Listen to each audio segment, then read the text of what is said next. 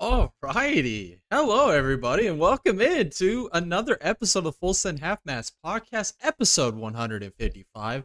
As promised, we are here to do this podcast tonight. Had some things come up yesterday, unforeseen, and had to make an adjustment, postpone it to today. But nonetheless, this is going to be an exciting podcast. It's going to be a fun podcast, one I've been looking forward to all week long leading up into this podcast here tonight on this Wednesday. We're going to end this 2025 season off in the way that it needs to be ended by ranking every driver in Formula One's 2025 season. We had a lot of fun doing this with the NASCAR Cup Series and the IndyCar Series as well this year. We gave our true, honest, and most realistic, non-biased ranking, as a lot of fans out there probably have different expectations, and tonight we're either going to burst your bubble or we're going to inflate your balloon. I don't know what's going to happen. We're going to find out tonight. It's going to be a fun one. We're going to go through all 21 drivers that competed this year in the Formula One season, and rank their season on a grading scale, like A through B through C, D, E, F, whatever it may be. We've got it all for you guys here tonight. It should be interesting. Should be fun. Some drivers were hard to grade. I'm not gonna lie. Some drivers were easy to grade. And unfortunate, I did not have any drivers in the A+ grading system in 2025. In IndyCar and in NASCAR, we had some A+ drivers. Not very many, but we had a few. In those videos, and then in this one, I could not find one to give an A+ to. So, if you guys remember, with the NASCAR and IndyCar stuff, we did a little bit of true rankings, right? Some interesting, fun type rankings. Some of them justified, some of them may not have been. I don't know. I guess you guys in the comments section below can tell me if I'm an idiot, if I'm right, if I'm wrong, whether I'm a genius. I don't know. But as always, this is the only report card session of the year that actually matters. So thanks for tuning in on this fantastic Wednesday. What a way to end 2025 by grading F1 drivers. What a fantastic season. That's what I want to start off with first before we get into grading these guys, because I've got a whole list here to go over with you guys tonight that I've worked on over the week. But let's just talk about how fantastic F1 was this year. We saw McLaren's dominance all year long. Fantastic season by them. As much as I love to hate on McLaren, you can't deny that they built the best car this year and had the best overall season as a team, secured the Constructors' Championship well ahead of time. Ferrari, we'll get into their stuff this week, or in this video, in this podcast. Very interesting year for Ferrari. Ferrari fans are gonna probably want to get some therapy after tonight's session, or maybe they've come down to earth a little bit tonight. Maybe they're gonna start agreeing with some of the points I make here later with Ferrari.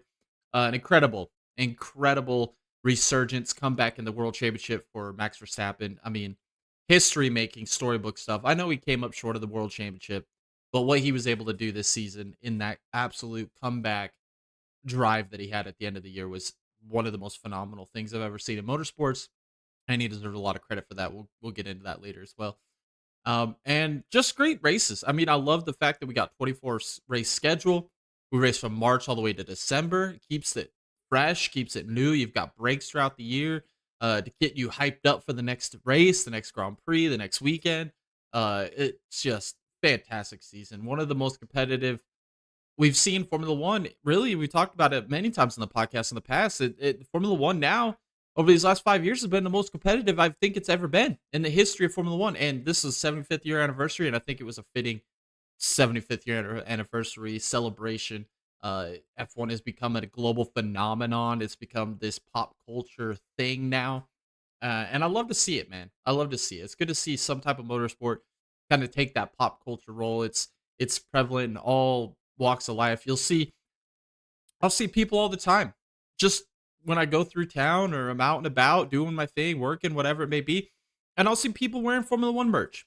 You know, it resonates with people, and that's what I like to do, or that's what I like about motorsports. Is it should resonate with everybody. It's a true, tried, and greatest sport on planet Earth, and we'll get into that as we get into this off season. I'll have some more stuff I want to talk about at the end, but what you guys are all here for tonight, over here rambling about Formula One, but we're going to grade some drivers, boys. We're going to grade some drivers. We're going to see how they did in 2025, give you the honest and true grading system that they deserve. I don't think there's any better driver to start off with here than McLaren, and that would be your world champion, Lando Norris.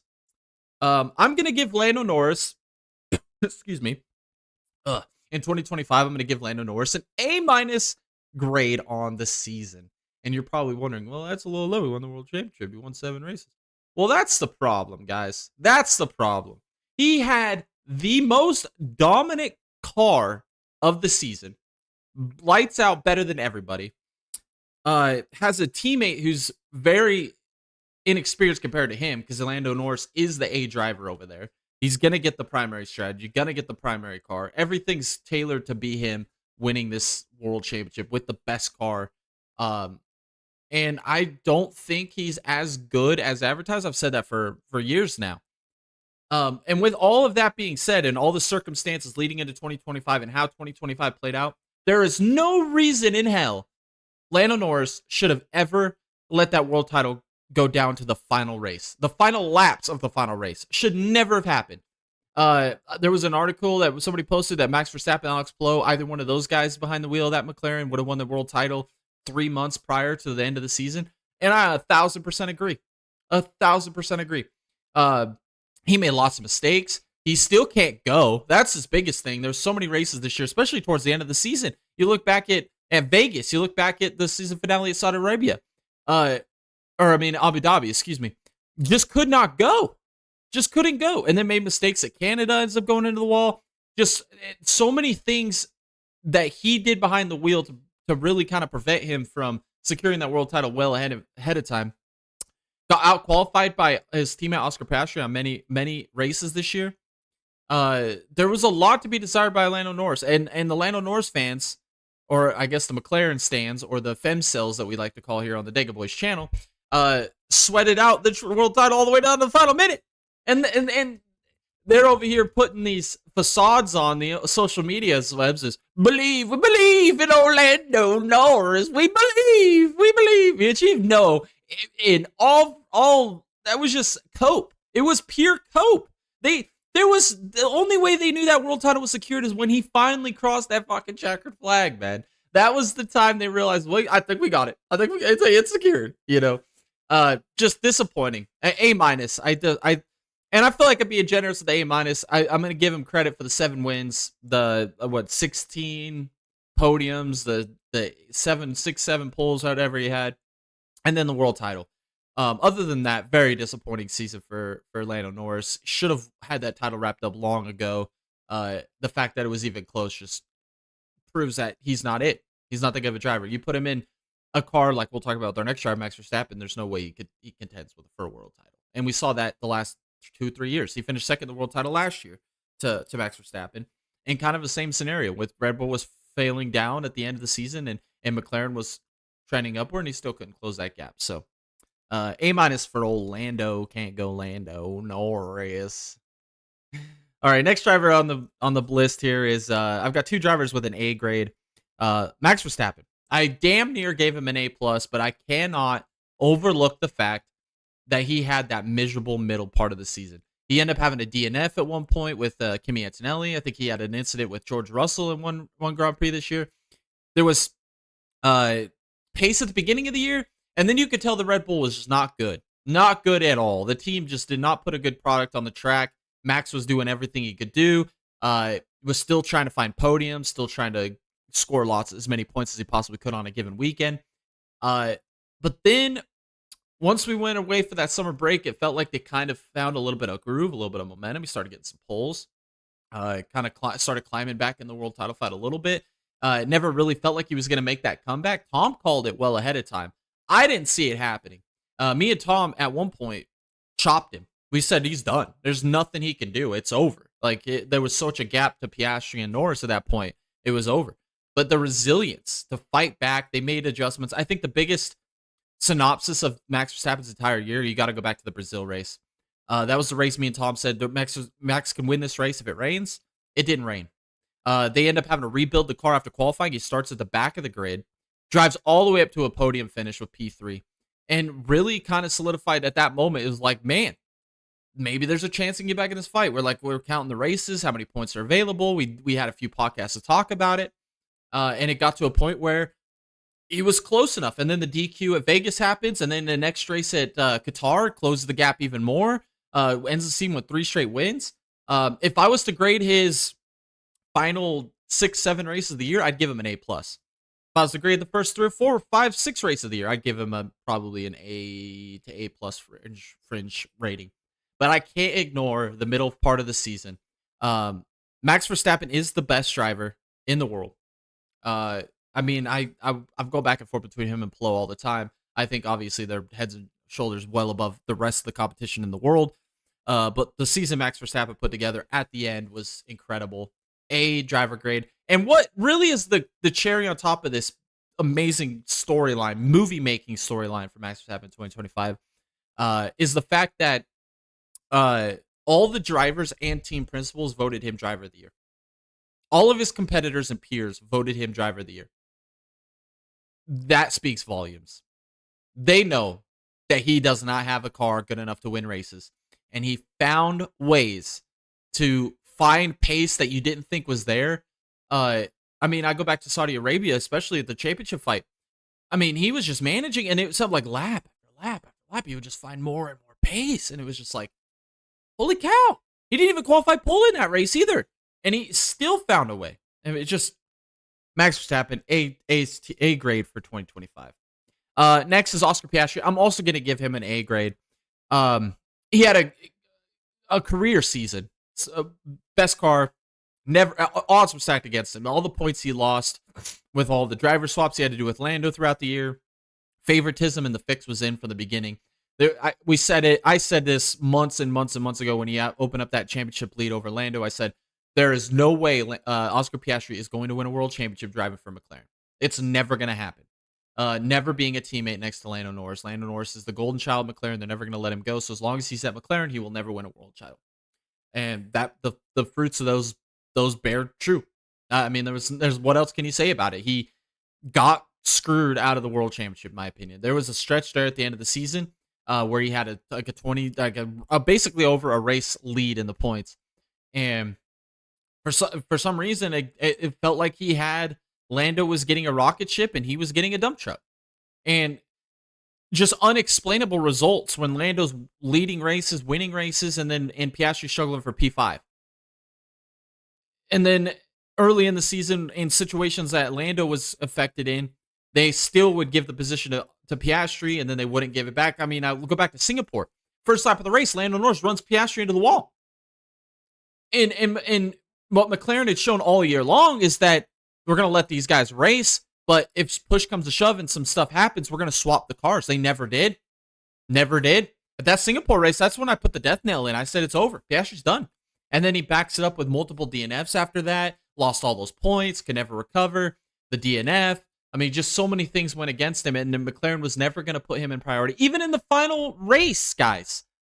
Piastri's running P2. Running down Verstappen on fresher tires. Norris is trying to hold back Leclerc, which he needs that spot for the world title.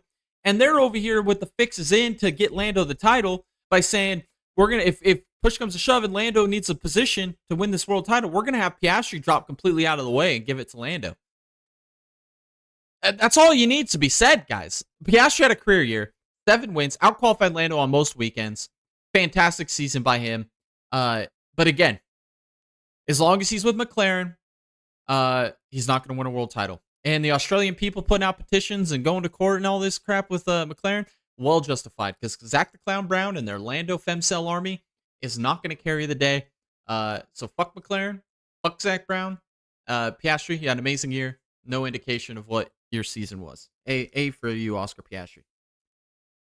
Next, I'm going to give George Russell an A-. He really cared. He was essentially the fourth wheel all season long. Finished fourth in the points. He was the only other driver besides the three aforementioned drivers that I mentioned to win a race this year. He won 2 Grand Prix this year, to be correct. One of them at Canada. And I'm blanking on the second one. Was it Singapore? Yeah, Singapore. So Singapore and Canada, he won those 2 races. Mercedes was fast this year. They just weren't fast at certain points of the season that mattered. They ended up finishing second in the Constructors' title, which is a good heads up for them. We'll talk about Kimi Antonelli in a minute. But A- is a good grade for George Russell, because what if I said months and months and months, really for the longest time here on this channel in regards to George Russell, he is probably one of the best B drivers in Formula One history. That's just what he is. That's his ceiling. He is the best B driver. He will never be good enough to be an A driver. Put him in the best equipment, he's never going to go win you a world title. It's just not who he is. But what he is consistent. If he has a 4th place car, he will finish 4th. He can't get you more than that, but he's not going to drop and lose all that. One race this year went against that, and that was the final race at Saudi Arabia. Or, I mean, I keep getting to Jeddah and Abu Dhabi mixed up. But at the final race at Abu Dhabi, he was the X factor in making that world championship happen for Max Verstappen. It turned out to be Leclerc was the one that mixed it up. But I thought George Russell was going to be the guy to be able to mix it up in there with the McLarens and maybe give this or help Max Verstappen in his quest for the title. And they dropped the ball. Mercedes just absolutely dropped the ball in that final race of the season. Didn't have the pace. Got legged by Ferrari, which we'll get into them here in a minute. Trust me, boys. We're going to get into some Ferrari talk. But that race, just all the B driver stuff I've been talking about, it just proved it wrong right there. So I'm going to count that as a unicorn race. But you look back at the rest of the season, every other race, if he was a 3rd place guy, he was going to finish 3rd. If he was a 2nd place guy, he was going to finish 2nd. He was that guy all year long. He was that guy all year last year. Rarely makes mistakes, and when he does, it's usually when the tussle like he had to Verstappen earlier this year. He had Singapore a couple years ago with the faster pressure tires trying to run down the Ferraris at the end. Or, I mean, it's Carlos Sainz and Lando at the end, ends up putting in the wall. But really, other than that, he's not going to make those tons of mistakes. He's good for about 1 to 2 Grand Prix victories a year. He accomplished that this year. Finished 4th in points, carried Mercedes to a 2nd place in the Constructors' title. A- season. I don't know much more you can ask.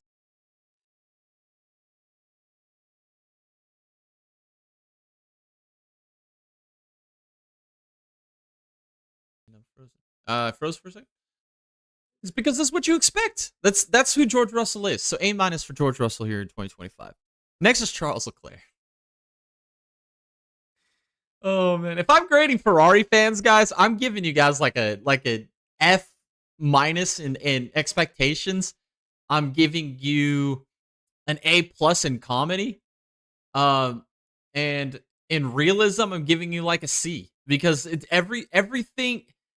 I make this joke all the time with you Ferrari fans, but you Ferrari fans are the most bipolar morons on the internet. Like, you guys make my day. I love going on X and scrolling my timeline to see 4 to 5 posts a day from Ferrari fans saying the most ridiculous crap. Between you guys and the Lando Femcells, you guys created an entire channel in our Discord just based upon how moronic and brain rot you guys are. I mean, it's absolutely insanity what you guys put yourselves through. At the beginning of the week, you guys have forgotten about the Grand Prix the weekend before. You guys think it's all right. It's a bad week. You know, you finally get off your depression state, your locked door with your straitjacket on. and you're crying yourself to sleep. You get this freaking expectation in your mind built up so big that this week we're winning the Grammys, we're landing on Mars, we're winning a Nobel Peace Prize, 18 World Cups and 14 driver championships and an Emmy and Oscar and just you name it. They just all these expectations they have. And then it gets to practice day. You've got all this built up in your head, and they practice, and the cars are not that fast. And you're like, well, maybe we're just testing things, and you cope, and you come up with all of these you gaslight yourself essentially into believing things are going to be better and brighter on the other side. It's like a Beatles song.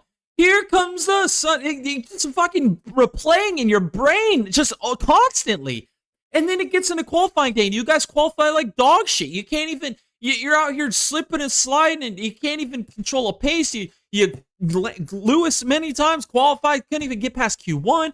Leclerc sometimes will get to Q1 or Q3 on occasion, and you're like, and then you put yourself into this mindset of like, we're screwed, we suck, and then for some reason you come out of that transfer like an hour before a race, and you're like, we're gonna do good this race, we're podium this race, and then the race happens, and you're fucking nowhere to be found. You're getting passed by a groundhog on the grass. I mean, you're just dog shit, garbage, dumpster fire, dog shit, terrible. And so then after the race is done, you guys hit the social medias and you're in pure depression, pure denial, sadness galore, with all these expectations, and you're gone for a day. You're in this state of mind that's just destructive for my mental health. I can't even imagine what your mental health is going through. Holy shit. And then the week's over, you start the next week again, and then it's like you're back into the same routine. It's just rinse and repeat with you people. I hope you guys find. I saw a post earlier, man, and it was like it was Charles Leclerc. It was 2025, 11:59 p.m. on New Year's Eve. The 2025 sucks, and then it's like the new year clicks. It's 12:01. And you're just, world champions, baby! Yeah, we're gonna do it! Woohoo! And I'm like, don't do this to yourself. You're just breaking your heart. You're breaking your soul. And the worst part is it's like, what has been Ferrari's tagline the last few years? We've talked about this on the channel. You guys start the season so damn well, and then you just struggle for so long through the summer months. You work yourself out of any relevancy, anything achievable or attainable this season. And then by the end of the year, you finally figure it out. Once you get your strategy figured out, that's another thing. Your strategy's dog shit. Your car development is bass backwards to everybody else on the grid. It's unfreaking fathomable. And then you finally get to the end of the season and it's good. Well, this year you just never had a surge. You were on life support from the beginning of the year. You never showed a sign of life, not even a twinkle in the eye. It's like what my dad says. You guys were just paralyzed from the neck up. You were done. And that's why I'm giving Leclerc a C+. He is legitimately one of the top 3 drivers in Formula 1, top 4, right? He is one of those guys. I would put Max Verstappen ahead of him. A Piastri, a Lando. I mean, you could debate on that. Leclerc. I mean, I'm probably the second best driver on the grid. I wouldn't lie. He is 100% with what he was able to do, especially towards the end of the year with what he's driving. C+. I can't grade him bad. I can't grade him good. I'm just gonna give him a solid C+. You know, like he got the most out of it. And all of you Ferrari fans that are out here claiming titles, fictitious titles that you haven't even earned, and you're thinking, just calm down. Just take these next 2 months, go see a therapist, go take a walk, go on a run. That's what I do for my mental. I go running. Like, just do it. Go for a run. Go do yoga. Buy a house plant. Do something. Just stay off the internet for a few months. Let the season digest. Let's wait till preseason testing. Let's figure that out. Let's start again next year, Ferrari fans. But Charles Leclerc, C+. Great job this year. Future F1 champ. Time will only tell. What can Ferrari do? Let's go to his teammate Lewis Hamilton next. I'm giving him a D+. Again, at the end of the season, it was like he checked out mentally. The cars were garbage, and he just gave up. And I don't want to see that out of a 7-time world champion, a guy that leads the series all time and wins. He couldn't make it out of Q1 like 3 races in a row. This is Lewis Hamilton we're talking about. 7-time Formula 1 champion who checked out and gave up on the season. The reason I'm not giving him an F, I'm giving him the D+, is because he did win a sprint race at China earlier this year. And that was one of the most dominant races I've seen all season long. Like, there was never in doubt that he was going to win that sprint race. Unbelievable race by Lewis Hamilton. Other than that, dude, he just checked out. And I could go back on another rant with Ferrari, but that's just sad. That's a stalwart team in Formula 1, and he just checked out and gave up. D+, Lewis Hamilton, man, 2026 needs to get here quick and in a hurry, and you guys better have a better car. That's depressing and sad. Damn. No words. All right, let's go to Kimi Antonelli. I'm giving him a B+. One of the best rookie campaigns I've seen. I was never high on this guy. I watched him through Formula 2, Formula 3, Formula 4s. Watched his progression for the last 3-4 years. I've never been sold on him. Tom has always been really high on Kimi Antonelli. I just have never been on that bandwagon. I've seen him compete. Never really. You could see the raw talent, but you never thought like he was going to be able to harness it and become a true Formula 1 driver. And early in the season, it kind of felt like it wasn't going to happen, but then he just picked up. Like, it was like 3-4 races in, and he was there. He was competing. He had all those podiums at the end of the year. Never was in a position where it looked like he was going to win a race, but he qualified up front. Ran good at Brazil. Was an amazing race for him. If you guys go back to that one, I think that was the race that kind of defined this entire season, in my opinion. I'm sold on Kimi Antonelli. I think he's going to be a future superstar. Best rookie of the year. I mean, obviously with the equipment he's in, he should be. They were the second best car on the grid. But he did good. He finished, 6th in the standings? Kimi Antonelli had an incredible year. I have a lot of props and credit to give to Kimi Antonelli. I'm excited to see what they bring in 2026 with the new regulations. Everything's going to change. But as far as 2026, 2025 goes, that's the type of rookie season you should have. And what me and Tom say it all the time. You don't judge rookies in their first year, right? Second year, you start to kind of judge them, and because they've been there, they've done it, they've seen things once or twice, they're kind of in a groove now. By the third year, they're a bust. I honestly don't see how Kimi Antonelli is going to be a bust. I think he's a future superstar. Is he Max Verstappen-esque good? I don't know. But there's a guy in NASCAR right now who I think is probably set himself up to be the greatest driver in the world, who beat Kimi Antonelli. And Kimi Antonelli, I think, is that guy who could lead Formula 1 in the future. So B+, incredible season for Kimi Antonelli. Next, I kind of am going to rank both these drivers together because they both race for the same team. They both finished relatively close in the points. That's Alex Albon, Carlos Sainz. And these drivers had a mere opposite of each other's seasons, right? Let's talk about Alex Albon. Alex Albon comes out the gate with Williams, unbelievably unreal. Podiums, points finishes every weekend, competing with the likes of the Ferraris, the Mercedes, just up front, qualifying good, P5 to 6, 7 range throughout the first half of the season. Alex Albon was unreal. At one point, I was like, man, he's could probably finish top 5 in the World Drivers' Championship at this point, especially with the way Ferrari was. And then it just stopped. And by the end of the year, he was just mediocre.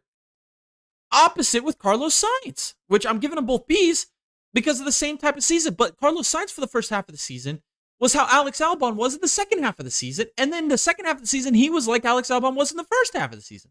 They just swapped. It was the most weird mind shift, brain mess that I've seen, where they both had the same season just in reverse. And it was awesome to see at the end of the year with Carlos Sainz getting the podiums and running good up front and qualifying really good. And you were like, damn, Carlos Sainz is a beast, man. But at the beginning of the year, I was like, man, this Williams move was just a bad decision. Because I think Carlos Sainz is top 5 driver in Formula 1. There's nothing he's done. At times, he was outcompeting Charles Leclerc in the Ferrari. I think Carlos Sainz is an extremely underrated race car driver. I think he's one of the top 5 in Formula 1 right now. And he proved it at the end of the year. Alex Albon. Never really been sold on Alex Albon, but at the beginning of the year, I was like, holy shit, this guy's a legit driver.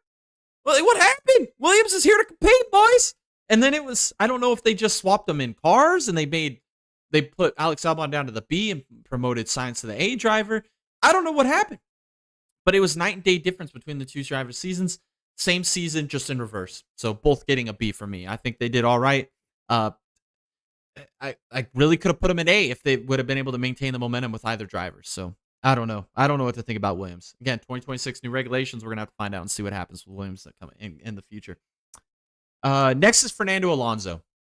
I'm giving him a flat C. There was times this year where I just forgot Fernando was still in the F1 grid, man. Like, as a race fan, knowing that Fernando has completed 2 legs of the Triple Crown, I want to see someone complete it so bad in my lifetime. So freaking bad, man. Like, it's like that, it's like that one white whale, or that unicorn that you're never going to find. It's never going to happen for you. But you always hold on to hope, and you just dream that one day it will happen. That's how I feel about the Triple Crown. Triple Crown recap, if you guys don't know, it's the Formula 1 Monaco Grand Prix, the Indy 500, and the Le Mans 24. Only one driver's ever completed this Triple Crown in the history of the Triple Crown. These are races that have been ran for hundreds of years, right? And it's only been done once by Graham Hill. I want to see in my lifetime somebody win that damn Triple Crown. And Fernando Alonso's that guy. He should have retired from F1 years ago. And he should have went and pursued an IndyCar career and got good on ovals and tried to compete, win the Indy 500 to be this Triple Crown guy. He could have been our generation's Triple Crown guy, man. He had such a good promise at his first Indy 500 and had that mechanical issue, obviously derailed it. And every time I see him on the grid in Formula 1, I just think of what could be. If he would have just gave it 2, 3 more, 4 more efforts to the Indy 500, man, I think he could have won it. He is an elite talent, and now that he's getting past his prime, he's still kind of just rolling through the F1, collecting a check, just being on the grid, kind of being that guy with a team that's really not that good. It just breaks my heart as a racing fan to see that the Triple Crown might not be achievable. Alex Palou could be the guy to do it. Max Verstappen could be the guy to do it. I want to see somebody do it so freaking bad. I think Zilich is a guy that could do it. Will he ever get a chance at Formula 1? I don't know. Same with Alex Palou. Will he ever get a chance at Formula 1? I don't know. But I want to see it happen so bad in my lifetime. And it just breaks my heart to see Fernando Alonso wasting away in Formula 1 when he could have done 4 years ago, retired from F1, had a great legacy that he's now staining by sticking around in Formula 1, driving for these backmarker dog shit teams. And he could have just been chasing IndyCar for the last 4 or 5 years and became an amazing elite IndyCar driver in his late 30s. And instead, he's just run past his prime and it's over. There's no chance he's ever going to go back and do it. And no chance that he can win it. So I'm giving him a C in 2025. Nothing memorable. Nico Hulkenberg. I'm giving him a B+, man. I did not have on my bingo card Hulkamania running wild in Sauber's ultimate year, man. The final year of Sauber. The last independent team from the 90s. They're gone after this season. Scored points. I think it was the first time that they scored a podium since like 2008. He scored a podium at Silverstone, guys. And the reaction from F1 fans universally was high on that. Like, everybody loved it. It's right now in a battle for the F1 moment of the year with Lando Norris winning the world title. Nico Hulkenberg, podium. If you guys don't fucking vote for Nico Hulkenberg getting a podium at Silverstone as the most memorable moment of 2025's F1 season, then I don't know what the hell you guys are thinking. You guys must be femcel Lando McLaren simps, man. Like, you guys are terrible if you don't vote for Nico Hulkenberg. He gets a podium, and then to see his daughter's reaction as him and his daughter and his wife are watching on TV, and to see like how wholesome and joyous they were to see him on the podium, and she's like, "There's Daddy!" Like, it was so cool to see, man, and every F1 fan loved it. See Sauber in their final year, they were on the podium and they were celebrating, and it was like they won the World Cup, they won the Super Bowl, they won the world title. It was like all wrapped into one. It was the greatest moment of the year. And it wasn't even just that moment. There was so many other moments that Hulkenberg had this year that were memorable. And he's another guy that I picked him as my dark horse for Monaco because, again, he's won the 24-hour Le Mans. Like, if he wins Monaco, like, there's 2/3 of the Triple Crown. Like, I was voting for it, and he still ran good there, too. And it's like, yeah, just an amazing season, man. I honestly thought about giving him an A. I'm going to give him a B+ because I have to be fair. But still, he finished what? 3, 4, 5, 6, 7, 8, 9, 10. 11th in the points in a Sauber, dude. Hulkenberg, man. Hulkamania running wild, dude. Have to give the shout out there. All right, next is Isaac Hadjar. I'm going to give him a B+. I'm going to give him the same rank I give Kimi Antonelli. I think he was the second best rookie this year. And there was times this year where he looked like he was better. Go back to Monaco where they got that good finish there with Liam Lawson, his teammate. We'll talk about him here in a minute, but Liam Lawson ends up parking the bus, gives Hadjar an amazing finish in that race for RB. He outqualified whoever was in that second RB car, whether it be Yuki Tsunoda or it be Liam Lawson, outqualified him all year long. Fantastic season by Isaac Hadjar. I was skeptical. Australia, go back to the first race of the year. Didn't even get to make the grid. He wrecked on the formation lap. And I was like, wow, this guy's overhyped. He won the F2 championship. I knew how talented he was, but I was like, yeah, I don't know. F2 just doesn't have the same feel like it used to. It feels like they rush people through. The prestige in F2 just doesn't feel like the drivers are as good anymore. He did beat Oliver Behrman. He did beat a Kimi Antonelli in Formula 2. But it just never was like, oh, he's that guy, you know. He beat a Franco Colapinto, a Jack Doohan, like a lot of these guys, and Gabriel Bortoleto, beat all these guys in Formula 2. And it's like, what is his expectation? And he just kept impressing me all season long. I thought he had a fantastic season. I'm super excited to see him move as a teammate to Max Verstappen. We haven't had a driver on Max Verstappen's level at Red Bull since the whole duration of the time he's been there. We had Daniel Ricciardo, which was close, not really quite to the level of Max Verstappen. We had Sergio Perez, which we saw that freaking burn and fail, which he's going to be racing next year for Cadillac. We'll see how that goes. And then we've had Yuki Tsunoda, we've had Liam Lawson, we've had, just a revolving door of drivers in that second seat. Nobody's been able to hold a candlestick close to Verstappen. And I'm curious to see what Isaac Hadjar can do next year. I'm super excited. I think he has the ability to get podiums and run up there. Can he beat Max Verstappen head to head? I don't know. It's going to be interesting when they're the same cars. It's going to be interesting. B+ for Isaac Hadjar. Oliver Behrman. This was an extremely tough one to grade. Because there's moments this year where you could give him a B+, right up there with the other rookies, Isaac Hadjar and Kimi Antonelli. And then there's other moments you look and you give him an F. This dude is the most hot and cold driver I've ever seen. Like, 1 week he looks like he is the most unstoppable, best damn driver to ever hit an F1 track. Just lighting the world on fire in that Haas. Just doing incredible things, and brave overtakes, incredible pace. And then the next week, he looks like an absolute clown. Throws it in a wall, runs over somebody, hits something on the track, doing something stupid, can't get himself out of Q1. You're like, what is, like, and then the next week, it's back again to being the greatest thing to ever walk between a pair of racing boots. And it's like, the consistency's got to be there next year. That's my thing. Because I think Oliver Behrman has a shit ton of talent. I'm not going to lie. I've seen moments where I watch him race and I'm like, holy shit, dude. This dude is an incredible talent. Unbelievable car control. Unbelievable pace. Consistency. And then the next week comes around again and you're like, where did last week Behrman go? He looks like a clown. He can't get out of his own way. He's like a Pastor Maldonado. And you're like, what is going on? That's my thing with him. C this year, flat C, just middle of the pack, middle of the road. I want to see 2026 turn into a more consistent year with Oliver Behrman. Because when he's on his high, he looks incredible. When he's at his low, he looks like the worst. I want to see some consistency in there. I want him to find his groove.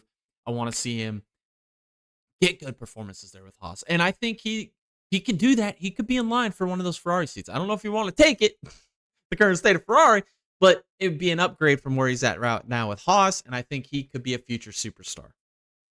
Next, Liam Lawson. I'm going to give him a C-, and I feel like I'm being a little generous there. He did have some good runs at certain points of the season. Started in that Red Bull seat, was abysmal, could not compete with Max Verstappen, and they just haven't been able to find that. Second driver there at the Red Bull seat got replaced by Yuki Tsunoda, which they should have done from the beginning. Yuki should have been in that Red Bull seat at the beginning of the year. They didn't get the nod. They gave it to Lawson.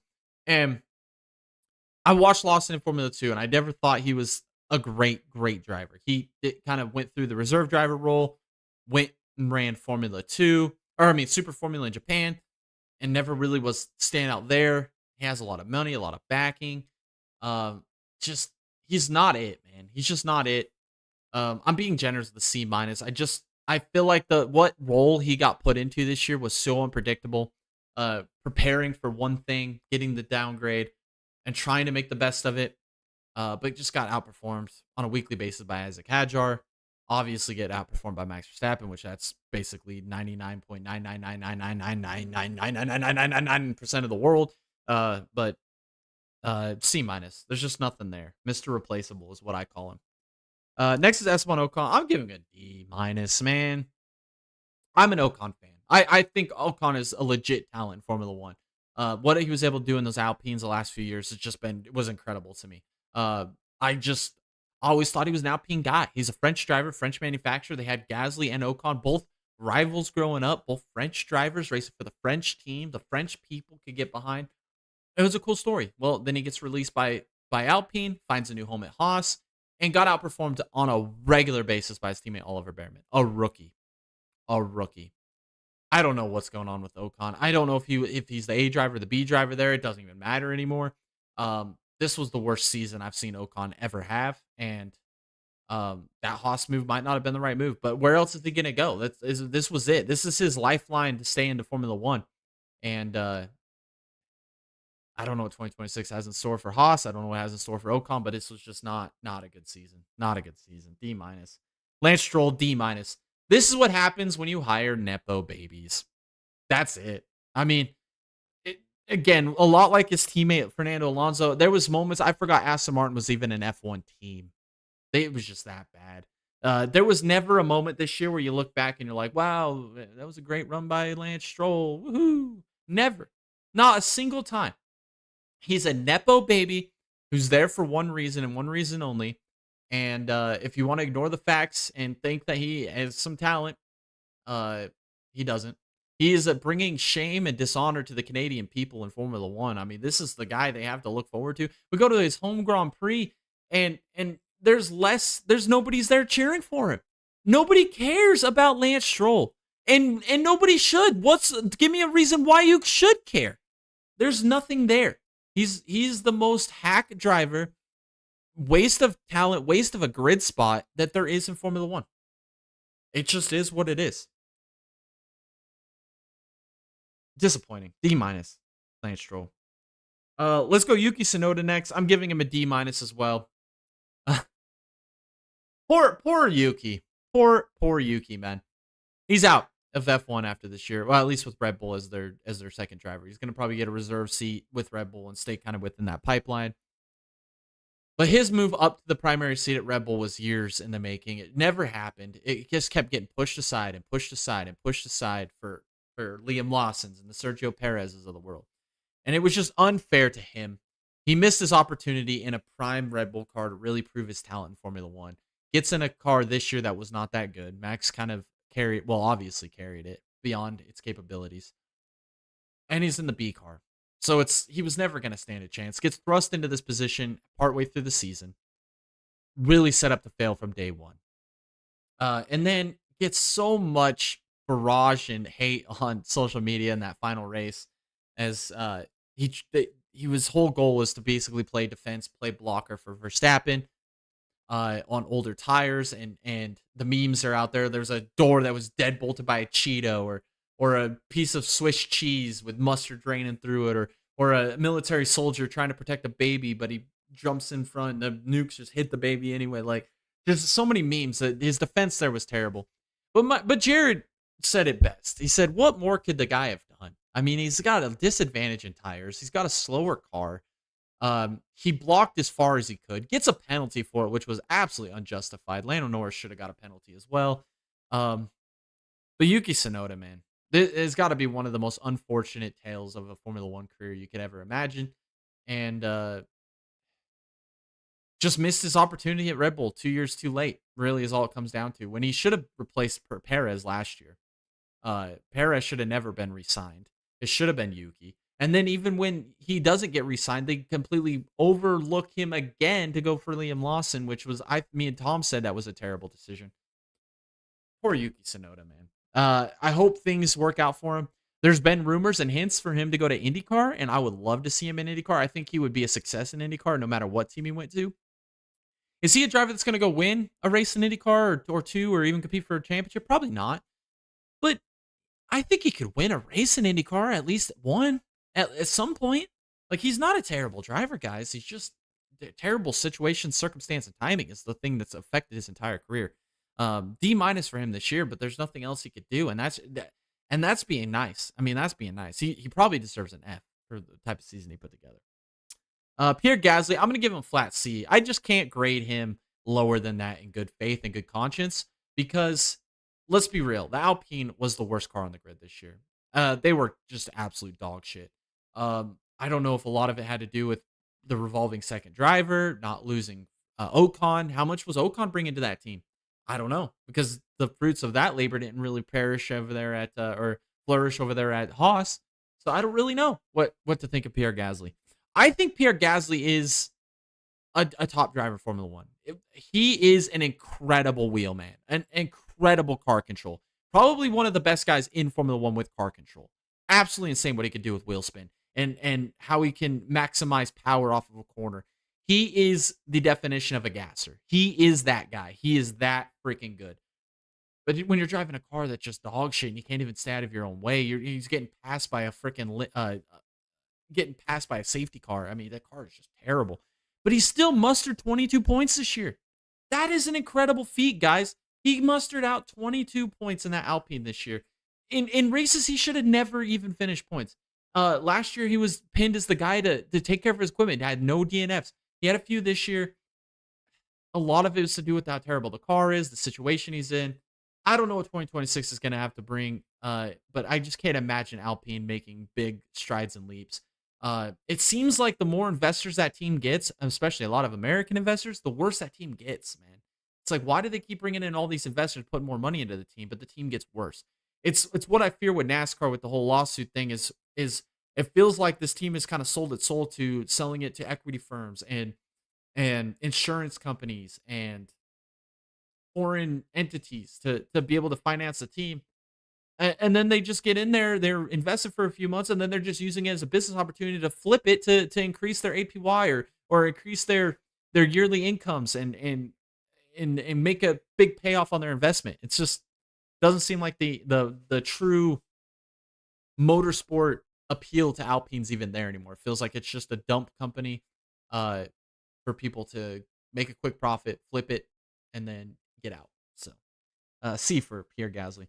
I got 3 more drivers to grade here, and then we'll get you out of here on this awesome New Year's Eve, so you guys can go hang out, celebrate, do what you want to do on this awesome New Year's Eve. But Gabriel Bortoleto, I'm going to give him a D plus. He showed some glimpses this year. He is a rookie. He didn't perform amazing through long stretches of the year. He showed glimpses. There's a lot to be desired there. I feel like I wasn't necessarily sold on Bortoleto coming into the season. If I was to rank the rookies preseason, which I think we did, we put Antonelli, Behrman, and I think Bortoleto was third. I didn't really know about Hadjar because Bortoleto and Hadjar had that F2 battle. So I really didn't know which one of those two. I kind of put them at the same tier, kind of. I put Bortoleto maybe a little ahead of Hadjar. But it's clear to me now that I don't think Bortoleto is a future F1 superstar. Like, if we're going to talk about it, I think Behrman, Hadjar, Antonelli. Those are 3 guys that came in as rookies this year that I think will lead Formula One into the future. Bortoleto's not one of those guys, I feel like. I feel like there's a lot to be desired there. There was moments this year where he pushed too hard with the equipment he has, and that's something as a rookie you don't want to do. The thing as a rookie is you want to complete races, get track time, gain experience. And he put himself in so many compromised situations all year that wasn't able to fully maximize on getting all the experience, all the laps completed. It's going to be interesting to see what he can do next year, seeing all these tracks for the second time with the new regulations with 2026. He's retaining Hulkenberg, which I think is an amazing mentor to have. Next year's going to be a big year for Bortoleto. Can he make a step forward? This year, based upon a rookie year, I would give him a D+. Next are the 2 drivers that shared the seat over there at Alpine. I don't know what's happening at Alpine here in 2026. Looks like Franco Colapinto is going to be re-signed. But we'll start with Jack Doohan, the guy that started the season. He only made it 6 races, guys. I'm giving him an F-. He was abysmal. I know the Alpines were terrible, but he was absolutely abysmal. There wasn't a moment you watched him race where you're like, there's a little bit of talent there. Maybe the car's holding back. No, I think he was capped before he even started. He was never going to succeed, never in a position to succeed. Again, one of those situations where you've got a shit ton of money backing you. You kind of phased out of F2. What's your next opportunity? It's either to be a reserve driver, go run sports cars, go to Super Formula, or take your shot at F1 with the amount of money you have. He had a lot of money, a lot of backing, and never was in a situation to succeed and never showed glimpses that he could succeed. F minus for Jack Doohan. Gonzo sayonara, I guess, to your F1 career, because I don't think you're ever going to make it back. I think that was your one shot, and you kind of blew it. You kind of blew it. Lastly, let's go Franco Colapinto. He's the one that replaced Jack Doohan and ran out the rest of the 18 races on the season. I would say awful, awful. Is awful car. And I was so freaking impressed with Colapinto. If you remember last year, he filled in as a reserve driver there at Williams when they fired Logan Sargent. And I feel like that's what Franco Colapinto is going to become now. He's just going to be that fill-in guy. We need a driver. Let's bring in Franco Colapinto. I don't know if he's even that, though, now, because with Williams last year, he had so many great runs, and you're like, holy shit, he's so talented. Like, a lot of, like, glimpses like you see with Behrman. Like, there was this year, you know? It's like he had those Behrman-esque moments last year. But then this year, he had all of the bad Behrman moments all in one season. There was never a good moment. He wrecked out of so many races, caused a lot of safety cars, tore up a lot of equipment, couldn't qualify. Even in races where it looked like Alpine might have figured something out and Gasly was kind of running good, Colapinto was nowhere to be found. I don't think he's it. I'm off the Colapinto bandwagon. I'm off the Colapinto train. It was a cool story. It seemed like he was going to be somebody that could surprise people and kind of be that guy in Formula One. Nothing ever materialized with that, and I don't think anything ever will. Like I said, I think his career is going to be defined by that great fill-in as a rookie with Williams to the awful season with Alpine, and could find his ride back at Alpine next year. I'm not 100% sure if that's a confirm or not, but some big things have to happen or he's going to become lifelong reserve driver, fill-in driver at the Formula One levels. Alrighty, guys, those are my rankings for the 2025 F1 drivers. 2026, I have a lot in store for us with the new regulations. We got a new two new teams technically, because Sauber's out, which is now Audi, and then Cadillac coming in with Bottas and Perez. We're going to see how they do. 2026 will be a fun, interesting year. That was a great season in 2025. What a great send or a good representation of what Formula One is in its 75th year anniversary. Everything felt nostalgic. There was some cool schemes throughout the year with different manufacturers, different teams. I love the schedule. I think it's diverse as all can be. There's a lot of races changing in the future. A lot of different things that we talked about on the channel is different countries are trying to get bids for F1 races, different tracks. I'm just afraid we're going to lose a lot of the historic tracks, and we're going to start getting more of these cookie cutter street courses. I think Baku has been a great addition as a street course. I think Vegas has been exceptional. I think IndyCar would do a better job there, but still a great add to the schedule. Obviously, Jeddah seems like an interesting course. I don't know how long that's going to last. Singapore's been fun. So I hope we don't have too many street courses. I want to keep it more traditional with our Silverstones, our Spas, our Monzas, our Imolas, tracks like that, like the stalwarts of the Hungaroring. You know, those are good fucking tracks, man. And we got to keep going to tracks like that. So, fun year. Love F1, love racing. I just felt like those are the only grades that matter, right? Whatever the Dega Boys say is what the Dega Boys say, and those grades are the only grades that matter. They're the best report card in all the internet. If you agree, leave in the comments below what you agree with. If you disagree, put that in the comments. Let me what you guys disagree with the rankings. If you think I'm an idiot, let me know. I'm okay. I'm good with skepticism. I'm good with criticism, whatever it may be. Let me know. If you think I'm a genius, let me know as well. Don't boost my ego too much, though. I might have a little bit of a problem there. But yeah, this was fun. Thank you guys so much. Sorry that we are a day late. Had some unforeseen things pop up, but I did want to get this podcast out for you, and I think getting it out before the new year was fitting for 2025. What a great way to wrap up 2025. We've graded all the NASCAR drivers, all the IndyCar drivers, and now all the F1 drivers. Next week's podcast will be fun. We're rolling up on the Chili Bowl. The Tulsa Shootout's been going on this week, and this weekend it'll be continuing. I had some interesting stuff. We'll talk about some of that with you guys here next Tuesday, as well as our 2026 bold predictions. It's time to roll them out, boys. We're going to make 10 predictions, me and Tom, 10 each. We're going to see how many of those can come true. These are going to be the boldest predictions we can make. Expectations for 2026. It should be fun. And then we'll start getting into previewing Chili Bowl stuff, man. We got Larson and Bell are making a return to Chili Bowl. It looks like Corey Day going to be back. Obviously, Dason Pursley is going to be a favorite to win it. Buddy Kofoid, a favorite to win it. Logan Seavey will be back. We'll get the entry list out here. I think in the next week it'll be out, and we'll be able to talk about that with you guys here on the podcast. But with that being said, this has been another episode of Full Send Mast Podcast, episode 155. If you guys want to follow us for more, all of our social medias are in the links in the description below, as well as on the bottom of your screen for you guys to go follow. We love it when you guys do that to stay up to date with everything happening on our channel and give us some support over there. Also, in the link below to our Discord channel, all the news, drama, rumor, memes, whatever it may be, all motorsports around the world, it's right here on our Discord. Come post your own news and information, drama, rumors, memes, whatever it may be, relating to motorsports. We love it when you guys do that. We love interacting with you guys. We're in there live every day, posting stuff and interacting with you guys. It's such a fun community. Come join the best racing community on the internet right here, the Dega Boys Discord. Also, a link below to our merch store. Go buy some Dega Boys swag. Get all swagged out. We got some hoodies. We got some sweaters. We got some t-shirts, some hats, some coffee mugs, whatever you are looking for. It's all right there. Rep the brand, rep the boys. All those proceeds help us to continue to make awesome and fun content like this with you guys here on this YouTube channel. We'll also be doing some watch parties over the next few months. Me and Tom plan on doing some Chili Bowl watch party, obviously another Rolex watch party, maybe even potentially Daytona 500 watch party. We're going to have a bunch of watch parties this year. That's the goal. I want to have a lot more watch parties, at least 2 a month is my goal in 2026. Some big goals, big plans. And I'm trying to upload more on this channel. Try to get you guys some more content, some more videos. I'm going to try and make 2026 an even better year than what 2025 was. So, guys, stay tuned. Hit the like button. Hit the subscribe button. Hit the bell notification icon as we do this fun show 365 every day of the year, or every Tuesday of the year. It's so much fun. But with that being said, thank you guys so much for tuning in. Hopefully, you guys had an awesome Christmas. Hopefully, you guys have an awesome New Year's.